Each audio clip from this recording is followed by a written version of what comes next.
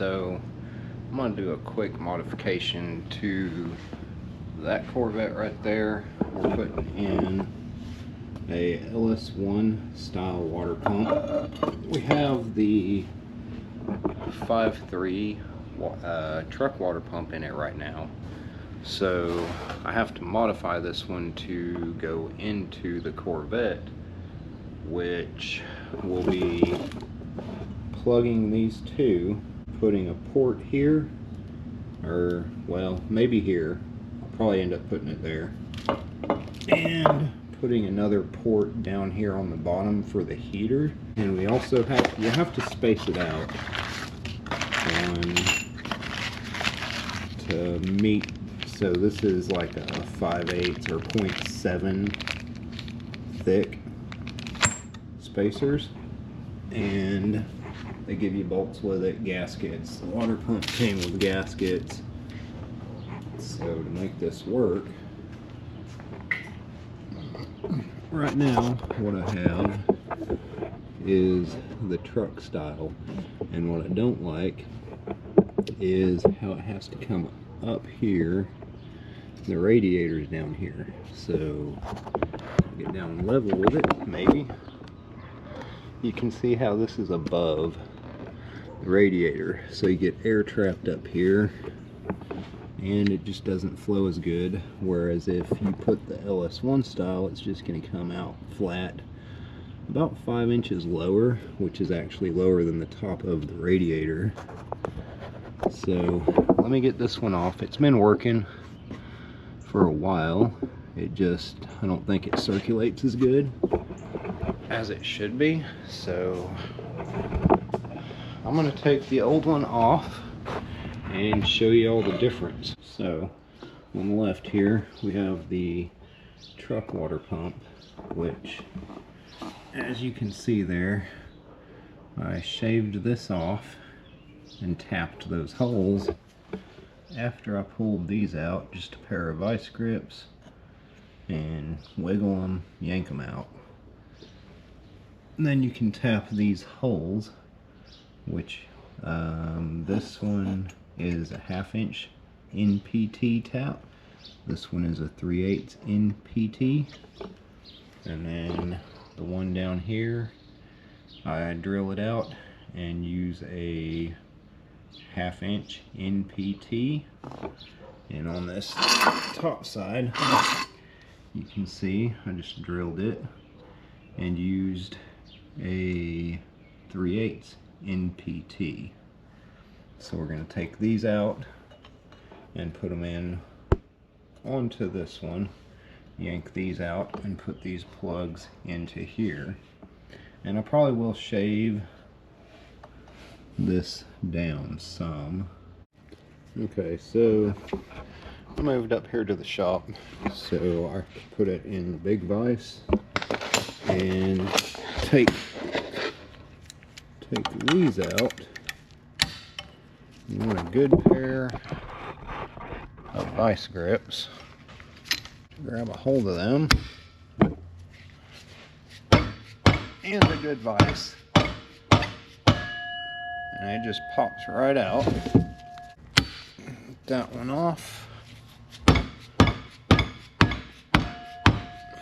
and that one can come right out. Now let's move on to tapping these holes. Actually, I'm going to shave this off some.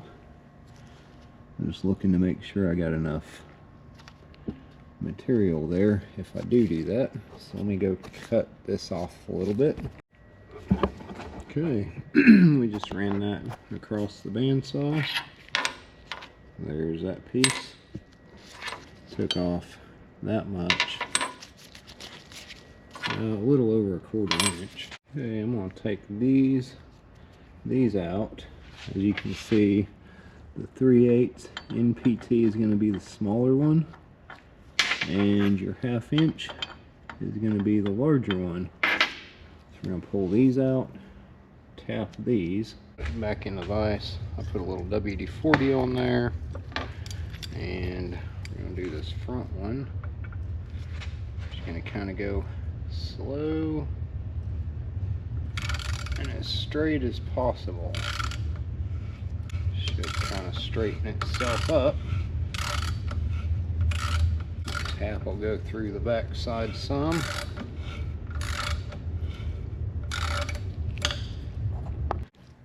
Alright, so I got both of these tapped.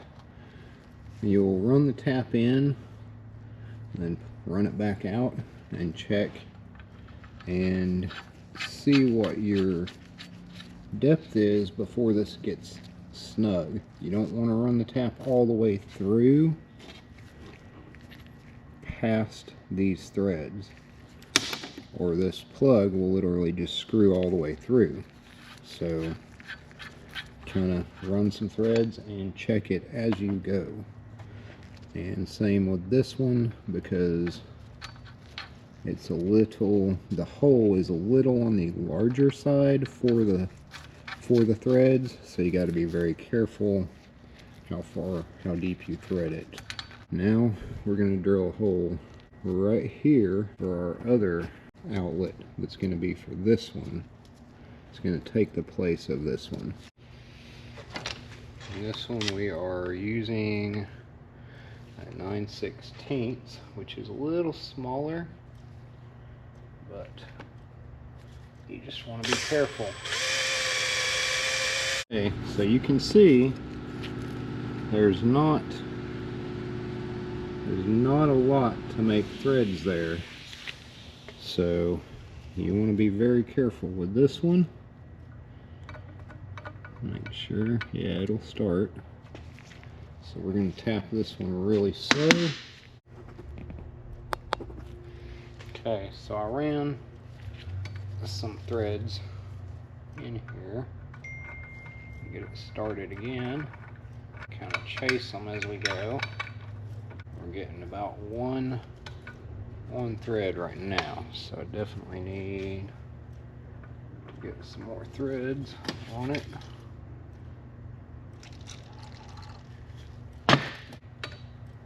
There.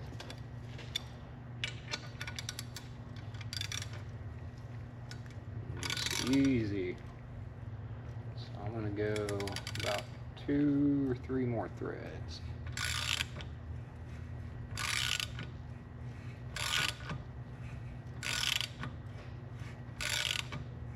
Because we don't want this going all the way in, bottoming out, because then it'll be blocking the passage.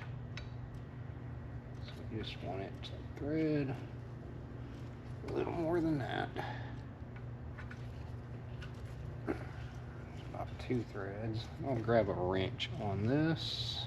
So getting it in there about 2 threads finger tight and then putting a wrench on it, I think is going to be snug enough.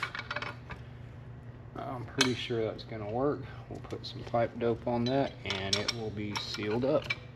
So you don't want to have that one tapped really loose.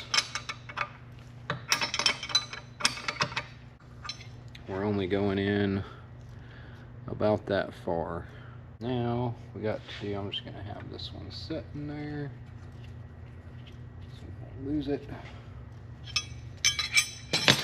And we're going to flip it over and do the bottom. It's not my favorite choice of bits, but I can't find my 11/16, or that is what I would be using. But somebody keeps taking all our bits here. So using a step bit, you have to be really careful because it'll start to bevel the edge when you go into the next one. And I got to go to the yellow tape here, which is 11/16. Apparently this step bit's been abused. So let's see if I got another one. New step bit. Put some tape on it.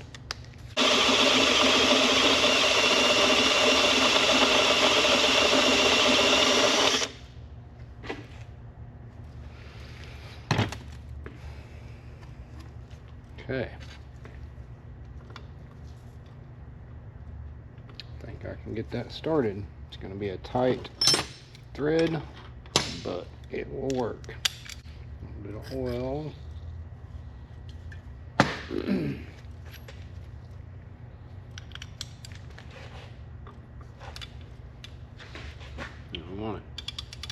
to go straight with this. Get it to grab. It'll take a minute.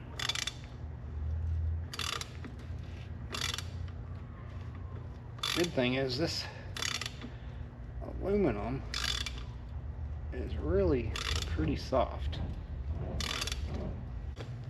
Okay, back this out. Let's see what we got. Okay, hopefully we got a good thread. That size. Whoop. And we're not clamped down very tight there, so about dropped it. Okay, that's enough thread for it to tighten up and not leak. So I'll leave that where it is. I'll take this out.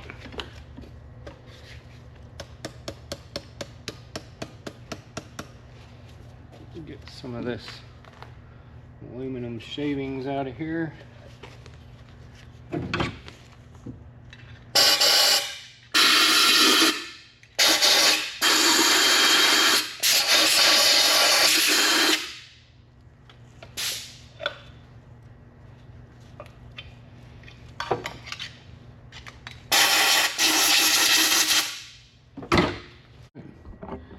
So we got this one. I'm going to put some pipe dope on them.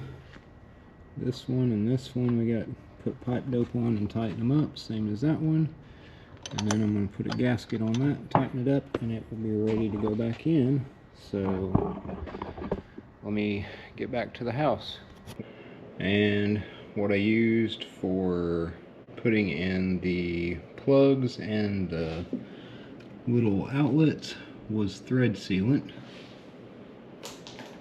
And you can probably see it right there, the white stuff, and that seals it up pretty good. And put on the spacers, I used RTV and the paper gasket on the back side, and then I used the aluminum with the little O-rings on the front side, because this is the part that would be getting changed if it goes out or whatever the case is. And these spacers shouldn't have to be coming back off as long as they're sealed good. I've got everything tightened back up. All I have to do is put my hoses back on, and I have little spacers that go between here and this bracket to hold the AC compressor stable along with the tensioner, and put my hoses back on. So that done, and we'll just tighten it down.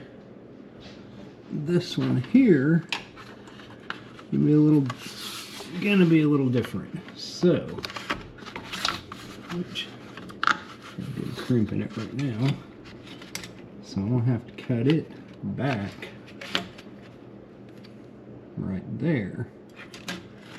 I'm gonna have to cut off quite a bit because it was running up and over, like, you know, it's set up here like this. Now we're going to be down level with the radiator, so imagine we're not going to be getting any trapped air bubbles now.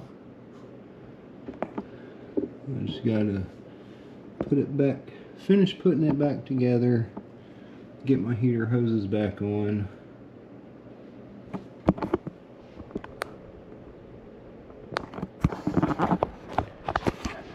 And get the air intake back on, which is that right over there.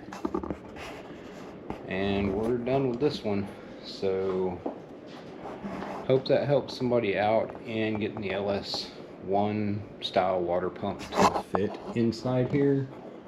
Which actually, let me show you why I trim it down. right here, because this right there, you can't have the outlets coming out into that bolt and the A-arm right here. And I don't feel like moving the motor just because of that, when all I have to do is plug those, tap it, and put some different locations. So anyway guys, hope it helps you, and if you would, go down, hit the like and subscribe button, click notification bell so you will know when I'm uploading other videos on this car, or I got a future car that I'm supposed to be working on. Should be coming up pretty soon. I'm not sure when I will get the car though. Waiting on the guy. I'll talk to you later.